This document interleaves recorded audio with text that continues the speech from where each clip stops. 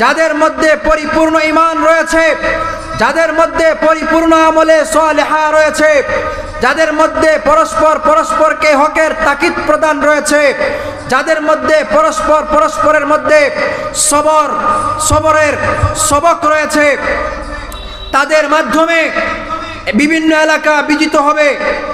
আমাদের এই বাংলাদেশ স্বৈর শাসনের কাছ থেকে, তাদের জুলুম থেকে, নির্যাতন থেকে বাঙালি মুসলমান, বাঙালি জনতা মুক্তি পেয়েছে। বিশেষ করে উলামা জনতা মুক্তি পেয়েছে। কিছুকাল আগে আফগানে মুজাহিদ বাহিনীর হাতে বিজয় হয়েছে। সেখানে ইসলামের বিজয় ধ্বনি, ইসলামের পতাকা উড্ডীন হয়েছে। এই শাম, সিরিয়া, দামেস্ক, সেখানেও মুসলিম বাহিনীর হাতে বিজয় এসেছে, ইসলামের বিজয়ী পতাকা উড্ডীন হয়েছে।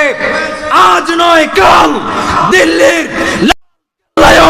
ইসলামের বিজয় ধ্বনি উড্ডীন হবেই হবে ইনশাআল্লাহ।